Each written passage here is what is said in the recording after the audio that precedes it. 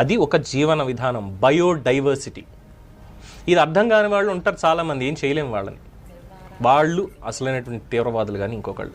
Unfortunately అలాంటి సూడోలు సెక్యులర్లు చాలామంది మన దేశంలో చచ్చారు. మన రాజ్యాంగం అనేది ఎంత ప్రొటెక్టివ్ అంటే, వాళ్ళు మిమ్మల్ని తిడుతూనే ఉంటారా, దేశంలో ఉన్నటువంటి ధర్మాన్ని ఇక్కడ ఈ నేల మీద బతుకుతూ, ఈ గాలి పీలుస్తూ, ఇక్కడ నీళ్లు తాగుతూ, ఈ దేశం నాదని చెప్పుకుంటూ, ఈ దేశం నాదైనప్పటికీ నేను ఇక్కడ పుట్టినందుకు నేను చాలా చింతిస్తున్నాను, ఎందుకు ఇక్కడ పుట్టానా అనిపిస్తోంది అంటూ ఇక్కడ ప్రజల జీవన విధానం మీదే వాళ్ళు కామెంట్స్ చేస్తూ ఉంటారు. పాషాండులు వచ్చి ఇక్కడ ధర్మభ్రష్టత్వం చేస్తున్నా సరే వాళ్ళకి సపోర్ట్ చేస్తుంటారా?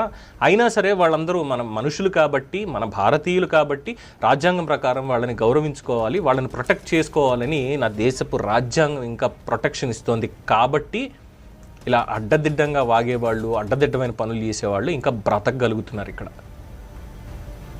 ఈ విషయంలో అసలు మొహమాటం లేదండి.